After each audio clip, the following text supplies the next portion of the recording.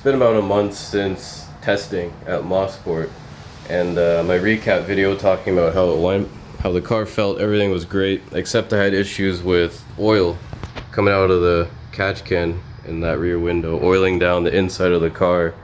The back of the car, the rear window still has some oil despite me cleaning a lot of oil out of the car. You can also see there's still oil on the back despite cleaning it a lot.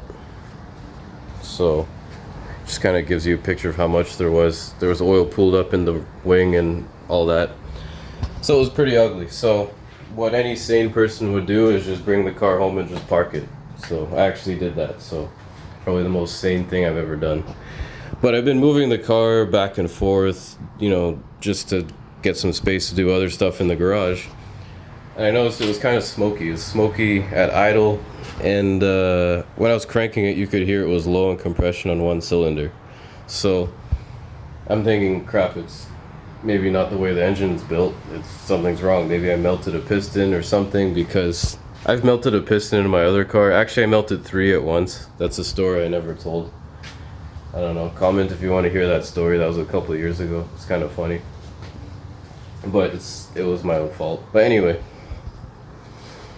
I was worried that I had a melted piston, so here we are.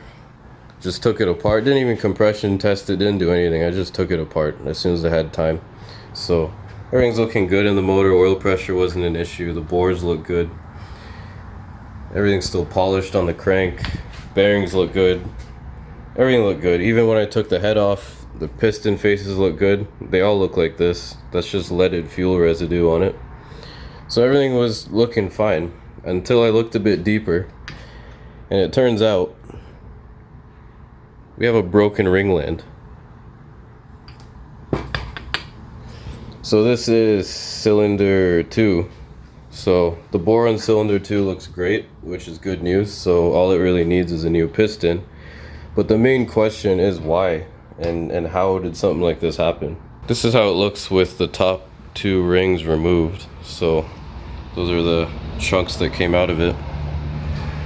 And you can see it broke all the way down into the oil control ring, which is probably just detonation, honestly.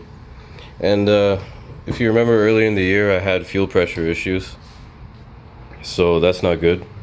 It ran up to 1.05 lambda for a lot of laps, and if I'm honest, I usually run this car very lean. Even last year when I just put this engine in and did passenger rides, it was running pretty lean, so the fuel pressure was definitely kind of low then. So there's that, plus I've been running pump gas in this thing for 2 test days this year.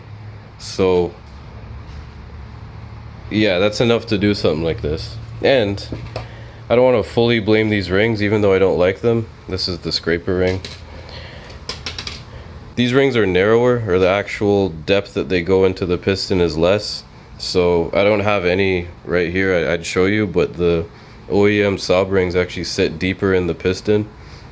So what happens when you have a ring that doesn't sit deep enough into a piston is that you're able to get fuel and more combustion behind the ring. So what happens when you're running pump gas and then there's detonation from it going too lean is the fuel literally in the ring gap behind the piston ring detonates and can do stuff like this and break out a chunk of the piston. To just sum it up, basically this type of failure is from 1, pump gas, 2, rings that are not ideal, and 3, low fuel pressure early in the year, and then 4, I guess, is a heavy right foot and me just driving it. So shit happens, it's a race car. But how am I going to fix this?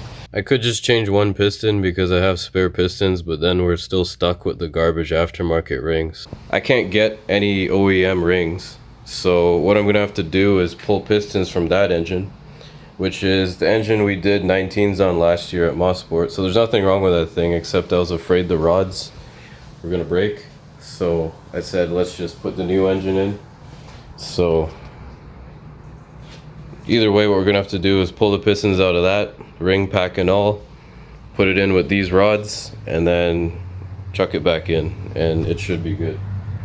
For the future though, because I can't get OEM sob rings, what I'm gonna do is hit up a company like Total Seal, give them all the dimensions and stuff, and see if they can put together a nice ring pack for these engines, because it's a damn shame that we have good engines and no good rings in the aftermarket. And then again, I keep, even though this was my fault, I keep knocking these rings because no one I know that's put together a B204 with these rings, these aftermarket rings, has had any sort of success, I guess you could say, with their engine. They've had to put huge catch cans on them because they just breathe a lot and blow a lot of oil and whatnot, and nothing good ever comes of it. So I don't want any part of that. That engine has factory rings from 1995 and it's perfect. It had crankcase vacuum at idle with the dry sump. Everything was good. So I want to go back to that. Just take me back to the good times. So that's all I wanted to say. Just want to show you the damage. Just want to show you it's yeah, I don't know. I make mistakes sometimes, I guess, but it's fine because I'm the one who's fixing it. There's no one to really actually point fingers at.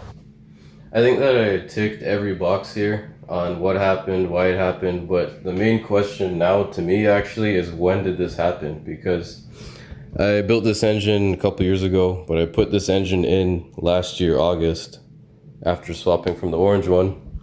And I just did passenger ride-alongs with this thing. I did 2 days of that, like September.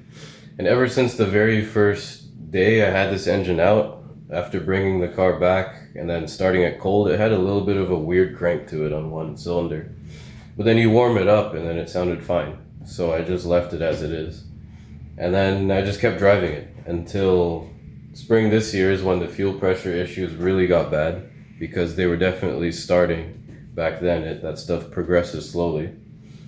And then it started breaking up and lean popping. So I think it actually failed then. If not completely, it probably just cracked the ringland, but didn't completely break it all the way through to the second ring or something like that, because the car drove all right in testing. Again, it still had that lag. It had, you know, the lag I was complaining about early in the year and whatnot. So I'm not sure actually, but either way, going into Motorsport, it was definitely broken, because from the very first session it was doing that. And it wasn't a smoke screen out the exhaust or anything. It wasn't doing anything crazy like that. It was just coming out of the catch can once it filled up, because Motorsport has really long straights. So it's kind of amazing what a dry sump can actually mask, because on a normal sumped engine you would get crazy amounts of oil out the dipstick or something like that, but with a dry sump it was just pulling it through. So that's interesting. Something I failed to mention in the last video as well in the test report was that the boost response was absolutely atrocious. Like, it was bad even on low boost. Between shifts it took forever to pick back up, and it was, you know, lean popping, and it wasn't the best setup. Well, having a broken ringland will definitely do that because you're down on compression, but there was also a pretty big boost leak coming off the turbo. Doesn't look too major, but this tube is basically a hexagon where the clamp goes, and it was leaking bad because I boost leak tested this thing before I took it apart, which isn't good. And that's because I re-welded the manifold and everything moved slightly, so I couldn't use one of the turbo supports. So the turbo was shaking around a bunch, and then it was shaking around on a hot charge pipe, which turned it into a polygon shape rather than a circle. So I don't know, stuff like that kind of bugs me, because the car was doing 250 something, 257 on the back straight with 3 cylinders and a pretty big boost leak. And I put in a lot of effort. It's not like I really try to ever half-ass anything. I put in a lot of effort into prepping the car, but clearly it wasn't enough. So that's just the way the cookie crumbles sometimes. So anyway, the moral of the story is, this is a race car, and race car stuff happens to race cars. So I'm gonna stop talking and get back to work before I talk too much. Thanks for watching.